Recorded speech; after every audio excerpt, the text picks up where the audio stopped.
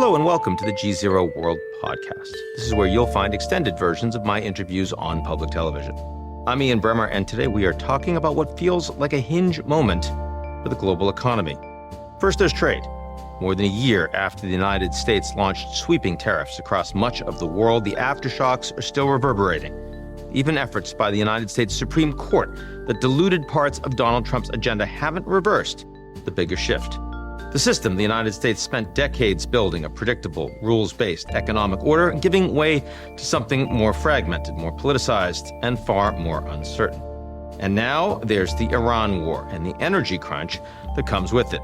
Fuel prices around the world are surging, and after living through one of the most severe inflation spikes in recent memory during Joe Biden's presidency, Americans will soon be facing renewed price pressure. So too Europe, which not that long ago overcame a different energy shock spurred by Russia's full-scale invasion of Ukraine. It's all something I get into with Gita Gopinath, former First Deputy Managing Director and Chief Economist at the International Monetary Fund. Let's get to it.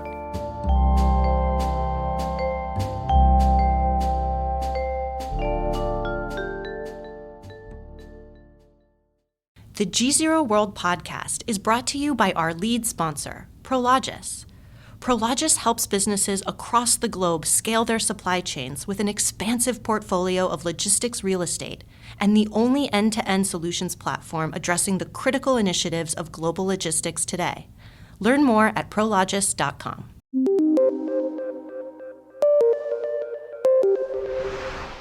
Gita Gopinath, welcome to GZERO World. It's a pleasure, Ian. So earlier this year, I think it was at Davos, you said everything in the world economy has changed. And of course, that was before we saw even more change with the war in the Middle East. But I want to ask what you meant by that at the time. So at the time, what I meant was looking at 2025.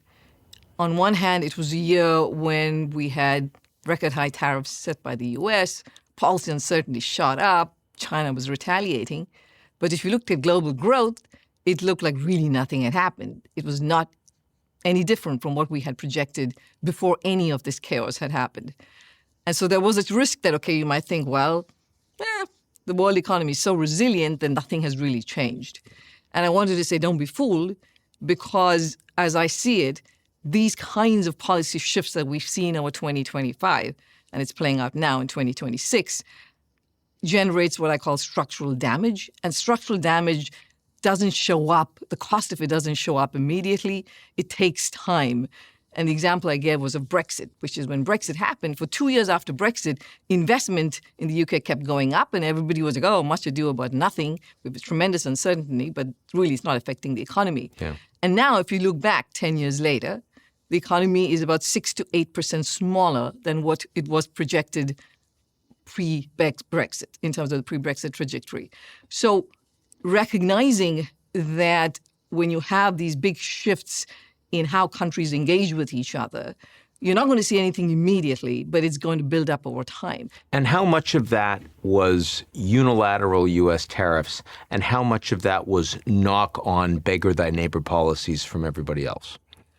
I would say it's a combination of, one, first the U.S. believing that it has not had a level playing field in the world trade. But I think a bigger factor was just the preference of the leader. And in the case of the U.S., I mean, Trump has always been a supporter of tariffs and, you know, for protectionist reasons, basically saying that if we buy from outside, then we're not building at home, and that's bad for American workers. Now, we can go to the facts and see what the truth is, but that narrative, along with the sense that the U.S. has so much power, it's the dominant world economy, then maybe we should be able to extract some rents from that kind of power. That played out. And of course, it doesn't help that China has been also building up its own power on the other end. That combination has landed us where we are. For me, it's less, in a sense, in terms of the structural damage. I worry less about the U.S. and China. I worry about what's happening with the U.S. and the European Union. That relationship got damaged in 2025. I mean, Trump unfriended Europe. I think that's fair to say. And we're seeing that play out now in terms of the Iran war. We just have no cooperation across the Atlantic between these countries. And that's the kind of structural damage that's going to add up over time. So now we have this Iran war. We have now a shutdown of the Strait of Hormuz. We're more than a month into that. First, I want you to size this for me. As you think about the likely global impact of this crisis, how does it compare to the pandemic? How does it compare to 2008? How does it compare to the Russian invasion of Ukraine? No, that's actually a great question to size it because we keep getting hit by repeated events. We might as well now say which shock was bigger than the other. Right. Compared to the pandemic, this is at this point tiny. I would say tiny. During the pandemic, the global economy shrunk by 3%. At this point, given what we see is happening with energy prices, we would expect global growth to maybe drop by 0.3 percentage points. So it's instead a of being tenth. Exactly, by a tenth. So far, as of a month plus of the shutdown, that's what we're seeing. As of now, exactly. And is that snowball in size, or is it sort of same level of impact every additional month of shutdown? It can change dramatically depending upon how much of the energy infrastructure is damaged, such that it takes many more years to bring back that energy onto the market. And so far, there has been damage to Qatar's LNG plant. Yeah, that's We've the biggest. seen that. That's the biggest. But we haven't seen much else so far. But if this continues, and given that this is still a hot war, and the U.S. can't control everything that happens, I mean, Iran is shooting off drones and missiles everywhere, we could see much bigger damage. If there is a much larger increase, for example, in what people think oil prices are going to be. So right now, I would say for the rest of the year, the average oil price, on average, is about $85, right? Before the war, it was $70. It's gone up to $85. Let's suppose we're now talking about $120, that this is where we are for the next 12 months, on average. Then we're shaving off closer to a percentage point from growth, world growth, right? Those are much bigger numbers. It can get very nonlinear, too. We're not there yet, and we haven't seen markets crack and break in any fashion. But that could happen if we were in a much more serious, damaged energy infrastructure. Let's say in a relatively mild scenario where you, after 2 to 3 months of almost complete shutdown of the strait, it starts to reopen. And there isn't any dramatic additional damage the way we've seen with Qatari LNG. It's 3 years off. It's $20 billion. At that point, does that mean roughly it's, let's say, a fifth of the total size of the pandemic? I would say yes. I mean, we're talking about exactly maybe getting to about 20% of what the pandemic was. That's still small numbers compared to the pandemic. But that's the good scenario, right? That's the good scenario. Plausible good scenario is we've done self-damage in a war in the Middle East, a fifth of the size of the global pandemic. Yes. Interesting. So now let's talk about the different components of it. You mentioned the oil, of course, the natural gas. We've got the fertilizer. We have significant, the knock-on effects on food. We've got significant increase in costs of everything that involves all of these inputs, things like aluminum, things like helium, and of course, all the plastics that come out of that, right? If you were talking about which of these things is likely to matter the most and also the time frame of it, Right. give us some sense. So in terms of magnitudes, I would say oil and gas are up there in terms of being consequential for headline inflation. That is where we're going to see it immediately. We've already seen in terms of projections of what's happening with inflation. Expectation is that global inflation is going to be higher by about 100 basis points because even now in a good scenario with what's happening with oil and natural gas prices. Global inflation. Global inflation. Over the entire world over, let's say, a year. Over a year. Wow. Okay. Yes. So compared to what was projected for 2026, projections are going up by about 100 basis points. This is headline inflation, not the inflation excluding energy costs, right, which is helpful to keep in mind because we often refer to what happened with tariffs in 2025 and inflation that was caused by tariffs.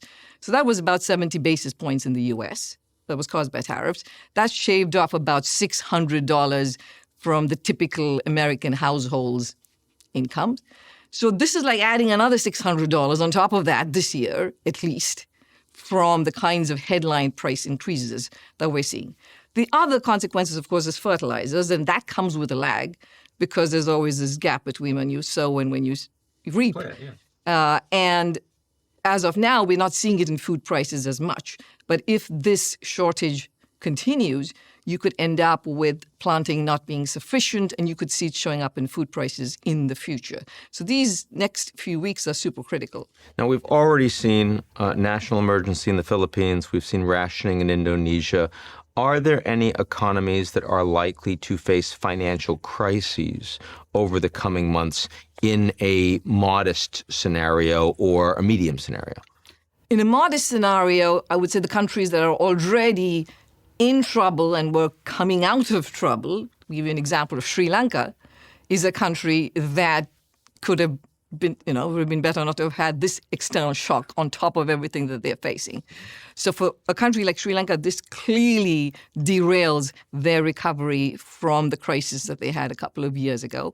Pakistan is very heavily affected by it, and then they're shutting down, production because of that, because of the cost of fuel. So it's mainly countries that are already in trouble of some kind and who are energy importers, for whom this is major trouble.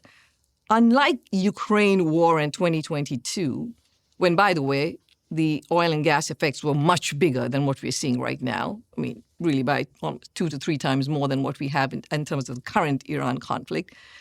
But it was not as if the Middle East couldn't ship oil or natural gas to parts of the world.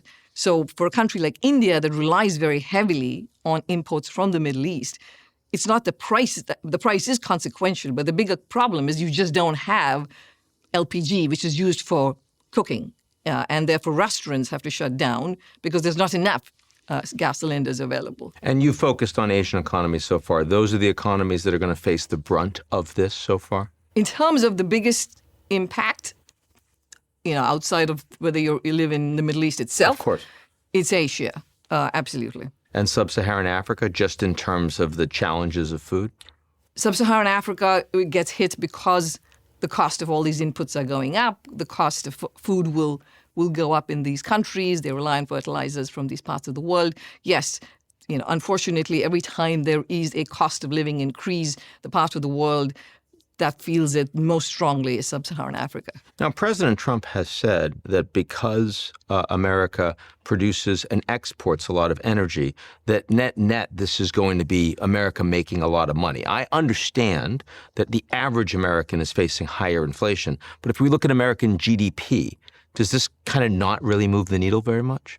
Relative to other major economies, the U.S. is much less affected negatively by this Iran conflict. Inflation does go up, and this is why I gave you the number of about how you can shave off about $600 from the average income of Americans. But in terms of the effect on the economy, in terms of GDP, the effects are smaller. So if I gave you a ballpark, the effect on the world economy is around shaving off about 0.3 percentage points is what I said. For the U.S., it comes down more to like 0.1 to 0.15 percentage points. What do we think about the ability of a China to take advantage long-term of a crisis like this, in the sense that they have far more stockpiles of key resources? They're moving more quickly towards post-carbon energy in the future. They certainly they project as if we're better positioned, we're patient. Is that reality, economically speaking? They are better positioned right now, just in terms of how much they've stockpiled for their energy needs, even though they rely on shipments from the Middle East. But still, they also have other sources. Russia has been supplying a lot of energy to them, so they have more diversified sources of supply. China has, over the last, I would say, 7-8 years, especially after the Trump won tariffs, decided that they need to become self-dependent and they need to build all kinds of strategic stockpiles because they're in a world where, they may be cut off. And unfortunately, the events of the last few weeks are basically reinforcing that view that they need to double down on the strategy of building up at home, becoming energy independent much more, but also pretty much on the tech sector and every other space. the international response economically, when the pandemic hit, there was just everyone throwing an enormous amount of money at the problem. We saw a lot of petroleum reserves, of course, opened up so you can get that into the markets. But has there been an adequate international response thus far economically? I think that what's really stuck is the lack of agreement between the U.S. and Europe on this war.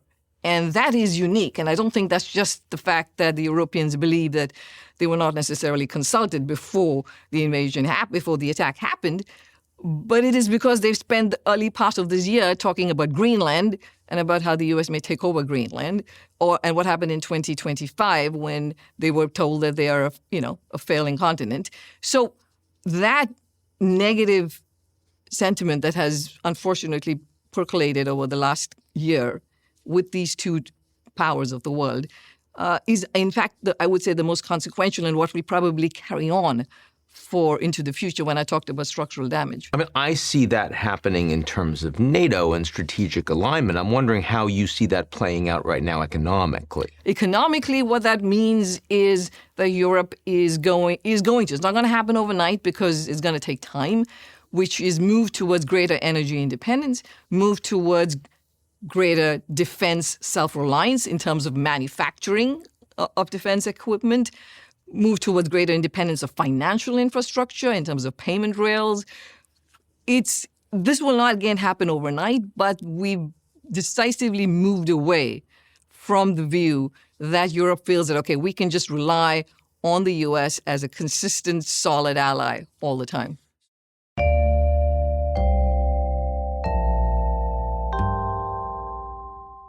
You're listening to the GZERO World with Ian Bremmer podcast, your weekly geopolitical deep dive into the world's biggest news stories, featuring in-depth conversations with global leaders and newsmakers. To get more of GZERO's insights on global politics every morning, sign up for our free newsletter, GZERO Daily, at gzeromedia.com.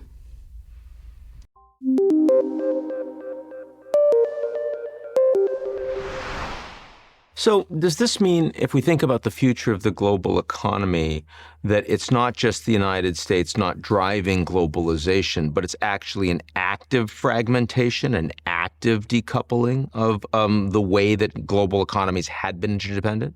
So what we are certainly seeing around the world is geopolitically driven fragmentation, right? If you look at overall world trade to GDP, it looks like really nothing is happening. It looks relatively flat. Mm-hmm. But if you look underneath and you see who's trading with whom, geopolitics is beginning to rewire trade flows. And it's changing slowly over the last 7 years. Actually, you see this. And especially after Russia's invasion of Ukraine, that rewiring is happening. So what we're likely to see is much more regionalization, much more turning towards your allies as much as possible. The allies were consistent over time, but also just a lot more of inward looking, which is if you can bring more of those things home, especially what you think is critical, then that's what you do. So we're building in much more redundancy now into the world because everybody is going to duplicate production. Sounds expensive. It sounds expensive, which means that that's going to put pressure on costs everywhere and how much we can produce now, how much we can share, how efficiently we can work as an economy. We've certainly moved away from that and an efficient trading system. Are there efficiencies to be gained, though, in the sense that the wave of globalization post-war we saw was so much about great labor efficiencies? And not only is labor costs much higher in China now, but, digital economy, you can hire pretty much anyone anywhere. Right, it doesn't really matter. There's a lot of automation going on right now. So do we need the same level of peak globalization that you had experienced in the go-go 80s, 90s, aughts? Well, firstly, I think we probably overdid the amount of focus on buying from the cheapest source, so much that countries forgot about, supply chain risks that could happen. And we saw that during the pandemic. We also saw that Russia's invasion of Ukraine. Yeah. So national security concerns, communities that got left behind. There was clearly not enough attention paid to those aspects of global trade. So absolutely, there was a time for a bit of a reset, to do some resetting and to figure out, okay, these are sectors in which we can all agree that we need to have our own national industries. for our national security reasons, and that would be okay. The problem is that we're in a system where there are simply no rules, arbitrary announcements of tariffs being used for economic statecraft very clearly. It's not about the fact that... For political statecraft, security statecraft, whatever. Absolutely, yeah. right. It may be completely unrelated to whether you buy too much from me or I buy too much from you. It's just that I don't like the government in your country. That is, unfortunately, the place where we have landed, and that's where the risks to the world are so much higher. So one more Iran-related question. It's just, if you had a choice as an economist, unfair question, between the Americans ending the war, but the Iranians are still there with control over who does and who doesn't go through the strait, or the United States continuing the war for another 1, 2, 3 months, which of those concerns you more economically and why? In the near term, in the terms of the next 3 to 4 to 5 years, what would concern me, of course, is that if this war escalates and we have much bigger structural damage to energy infrastructure in the Middle East, because of which we are now living with $120 of a price of a barrel of oil, the consequences of that are very, very large.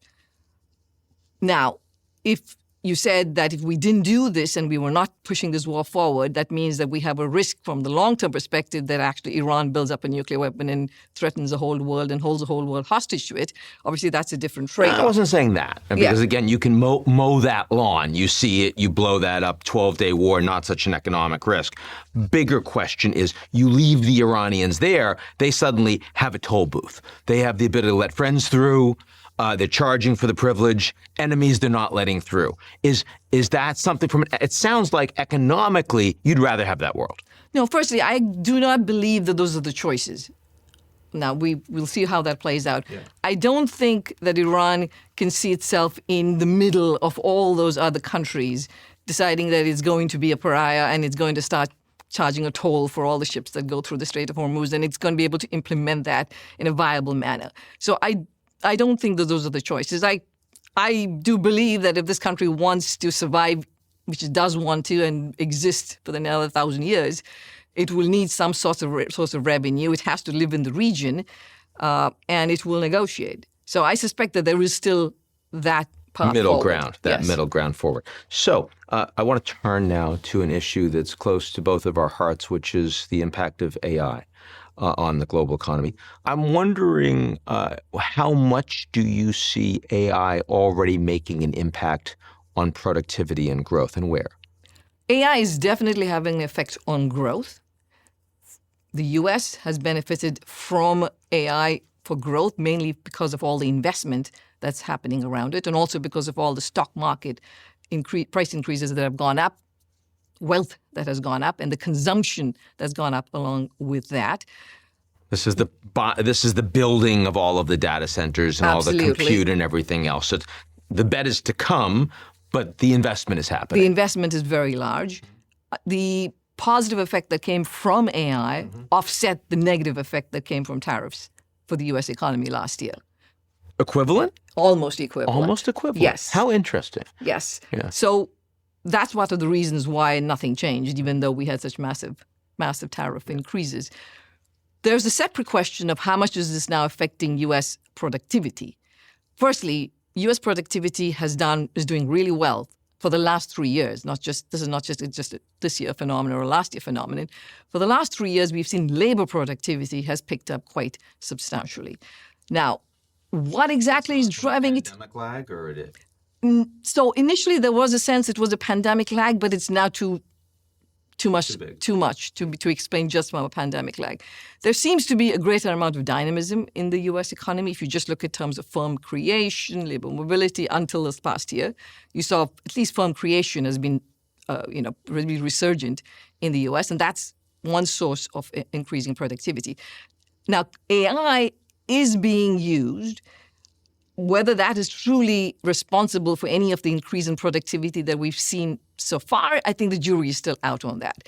Because if you look at enterprises and enterprise adoption and actually figuring out a way to how to make profits from it and how to increase productivity, those are still early days in the U.S. Now, This year, that could change. We could see an effect on productivity that's much stronger. So the answer to your question is there is anecdotal evidence. There are some sectors where you've seen AI boosting productivity, but from an economy-wide perspective, there's still really not much of a smoking gun evidence that AI is raising productivity. And the sectors that you're seeing that evidence, if you were going to make a bet and say, you know what, this feels like it's going to be real, you'd say what and why? The sector, the software, so studies that have been done looked at, for example, call center workers and gave them a bot that can help them, AI bot that can help them respond to customers. And you've seen evidence that that's raised their productivity quite substantially, right? So in different kinds of software companies, we have seen some evidence of this positive effect, but not at a more sectoral, even for the tech sector as a whole. It's hard to say whether this is playing an important role right now.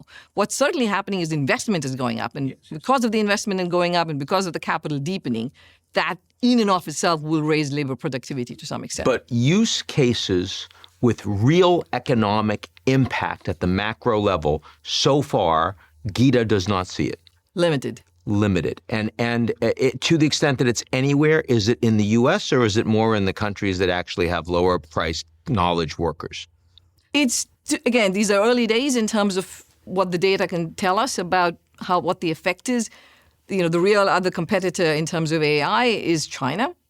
One interesting difference between China and the U.S. is that China seems to be very focused on applications of AI industrial use. Industrial use and enterprise adoption. So they're moving much faster on that, while the U.S. is a lot more on the foundational model still. But again, it's not as if you're seeing the kind of rapid increases in productivity growth that we think may come from AI. I think it's still early days. And if you think about the impact of all of these data centers, and I see the concerns about energy usage and water usage at a time that the Middle East is suddenly increasing those prices, are we going to start seeing real fights between tech companies and consumers, agricultural needs? Are you seeing that playing out yet? I think that will certainly be an issue, and I think that could be an issue as soon as these midterms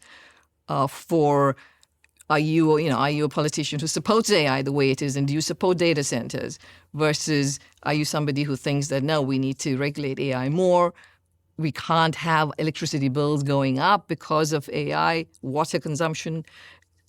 We will see some pushback on AI investment, I suspect, relatively soon. That is merited by actual costs in the economy or just concerns about things to come? The communities that are directly affected by data centers showing up, they don't like it. They're concerned about living close to a data center and so on. The impact on electricity prices, again, varies across different states. It's not a national issue at this moment, but it certainly is a local issue where the data centers are coming up. Is there more of a concern about a bubble in all of this investment, given the enormous shock that is presently going on coming out of the Middle East? 2025, I would say pre-October 2025 was when the overvaluation seemed really excessive. Then everybody said, okay, well, maybe this is excessive, and you've seen some rebalancing away also from the U.S. in terms of investing in other parts of the world. AI, there's a lot more question marks associated with it. I think the question that we still don't have a good answer to is how will all these countries that are at the front, companies that are supercharging the AI revolution, how will they recover the very large amounts of investment in terms of trillions of dollars that they are making, right? The reason this question is there is because what is their profit-making model? Mm-hmm. You could have another DeepSeek-like company that shows up and says that a fraction of the price, I can provide you pretty much the same product, and I can charge you very little for it. And then those companies are in trouble. Exactly. And it's still unclear how they're going to be able to ring-fence that profits. And that's why I still have a question mark. Final question for you, topic for you, which is I see that the Chinese are talking more about moving away from their dollar exposure, more towards a basket of currencies. They come to this topic frequently in a cyclical way. Is it more real this time? Is it something we should pay more attention to this time? We should pay attention to it to the extent that I don't think people know that if you look at China, 10 years ago and how much it used its own currency in terms of transactions with the rest of the world, that was about close to 0%. It was overwhelmingly the dollar. And now that number is 50%. So when China deals with the rest of the world for that entire basket of transactions, 50% is now renminbi and 50% is dollar. That's happened over a 10-year period. It's taken time. But this has been conscious effort by China to internationalize the renminbi. How far can they get with this approach? The constraints are because, firstly, they still don't have a currency that's freely convertible. They don't have deep, financial markets. Renminbi financial markets. They don't have that, unlike the U.S., and that puts natural constraints on how much they can do. But I think, and I'm becoming a little increasingly more worried about this point that we started out with, which is on structural damage and the changing economic relations in the world. I don't know if you know this, Ian, but if you look at direct trade between U.S. and China, China's share in U.S. imports now is back down to what it was before China entered the WTO. 2001, 9%. It used to be at 22% just about 7 years ago. Now, of course, China has figured other ways of producing in other countries, but it's not all coming. It's not all transshipment. It's definitely not all transshipment, but it's selling to other parts of the world. Other countries are becoming part of the supply chain. The reason I mention that is because at one level we see that these networks are tough. It's not easy to get out of China and build everywhere else. It doesn't happen. It's going to be costly. It's going to take a lot of time. But I think it's helpful to keep in mind that 7 years was all it took. And therefore, all of these shifts that we're seeing right now with the relationship between the U.S. and Europe, between China and the rest of the world, we could see ourselves in 7 to 8 years in a very changed world. And if that were to continue, would you suddenly think of the dollar as having a challenge as a global reserve currency from the RMB? We could see definitely more chipping away at the edges for sure. We've already seen that with Russia and China happening. It's not absolutely obvious how you could simply move away from the dollar given the constraints. Now, maybe China will figure out a way to make the currencies much more convertible and develop its financial markets even more, in which case there would be more options for other countries in the world. Not 100%. I can't tell you. My prior is that it's going to be very hard. But at the same time, I want to have the humility that a lot can happen in a few years, which is what we've seen. Because if you and I had this conversation 7 years ago, you're saying you'd be surprised with where we are today. Absolutely. Absolutely. Gita Gopinath, so good to see you. Thank you. Thanks, Ian. That's it for today's edition of the GZERO World Podcast. Why not make it official? Why don't you rate and review GZERO World? 5 stars, only 5 stars, otherwise don't do it. On Apple, Spotify, or wherever you get your podcasts. Tell your friends.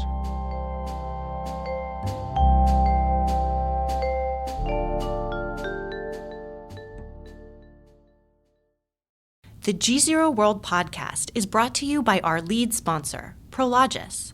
Prologis helps businesses across the globe scale their supply chains with an expansive portfolio of logistics real estate and the only end-to-end solutions platform addressing the critical initiatives of global logistics today. Learn more at prologis.com.